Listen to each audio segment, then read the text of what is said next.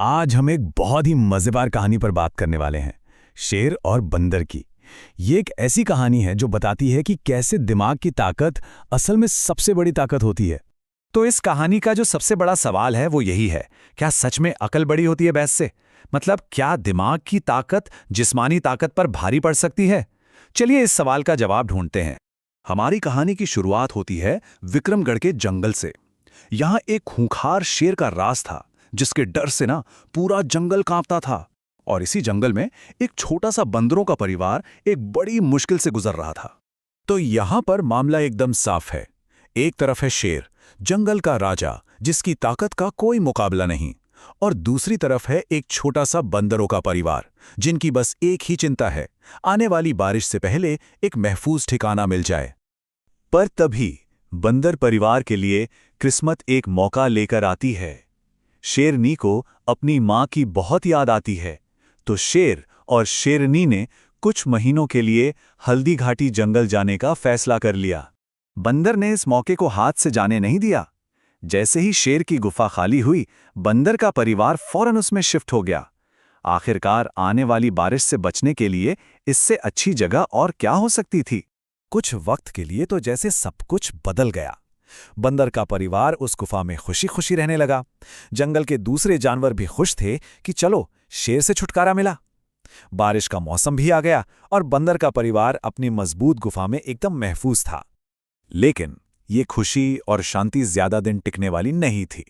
अचानक एक कौवे की आवाज गूंजती है, जो खबर नहीं एक चेतावनी थी। सावधान, शेर वापस आ रहा है। बस इतना सुनते ही पूरे जंगल में हड़कंप मच गया। तो अब दिमाग की असली परीक्षा का वक्त था। शेर अपनी ही गुफा की तरफ बढ़ रहा था और अंदर बैठे बंदर के परिवार की जान सिर्फ और सिर्फ एक प्लान पर टिकी हुई थी, जो बंदर ने अपनी पत्नी चमेली को पहले ही समझा दिया था। शेर की दहाड़ से जैसे पूरा जंगल सन्नाटे में आ गया। अब ऐसा क्या किया जा सकता था जिससे बंदर का परिवार बच जाए? और बस यहीं से शुरू होता है दिमाग का असली खेल। बंदर की पत्नी चमेली गुफा के अंदर से जोर से चिल्लाती है। सोचिए जरा, क्या हिम्मत रही होगी।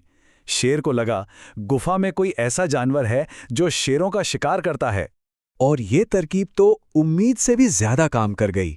जैसे ही शेर ने शेर के मांस के बारे में सुना, वो डर के मारे कांपने लगा। उसने एक पल भी नहीं सोचा और अपनी जान बचाने के लिए सरपट वहां से भाग गया। पर रुकिए, कहानी अभी खत्म नहीं हुई है। जंगल में एक चालाक लोमड़ी भी थी, जिसने भागते हुए शेर को देख लिया और वो फौरन समझ गई कि यह जरूर किसी बंदर की चालाकी है। लोमड़ी शेर को समझाती है कि अरे राजा, आपको बेवकूफ बनाया गया है। और जब शेर को यकीन नहीं होता तो वो कहती है, ठीक है, मैं अपनी पूंछ आपकी पूंछ से बांध लेती हूं ताकि आपको यकीन रहे कि मैं भागूंगी नहीं। और फिर दोनों साथ में गुफा की तरफ चल देते हैं। तो अब मामला और भी ज्यादा संगीन हो गया था। शेर वापस आ रहा था और इस बार वो अकेला नहीं था। चमेली ने जैसे ही शेर और लोमड़ी को साथ आते देखा, वो घबराई नहीं, बल्कि उसने फौरन अपने प्लान में एक छोटा सा बदलाव किया और अपनी आखिरी सबसे शानदार चाल चली। अब देखिए चमेली ने क्या कमाल का दांव खिला।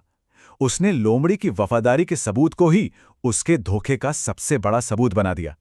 वो जोर से चिल्लाई और सारा इल्जाम लोमड़ी पर डाल दिया। शेर ने जैसे ही ये सुना, उसने अपनी पूंछ से बंधी लोमड़ी को देखा और बस उसे यकीन हो गया कि लोमड़ी ने उसे धोखा दिया है। उसे लगा कि लोमड़ी ही उसे इस शेर खाने वाले खतरनाक जानवर के जाल में फंसाने लाई है। शेर ने एक पल भी इंतजार नहीं किया। वो पलटा और अपनी जान बचाने के लिए ऐसा भागा कि बेचारी लोमड़ी भी उसके साथ घिसटती चली गई। और उस दिन के बाद शेर फिर कभी विक्रमगढ़ के जंगल में नजर नहीं आया। तो इस पूरी कहानी से क्या सीखने को मिलता है? बस एक सीधी सी बात, सबसे बड़ा हथियार ताकत नहीं, दिमाग होता है। अक्ल, सही वक्त पर सही चाल और हिम्मत, ये वो चीजें हैं जो बड़ी से बड़ी ताकत को भी घुटनों पर ला सकती हैं।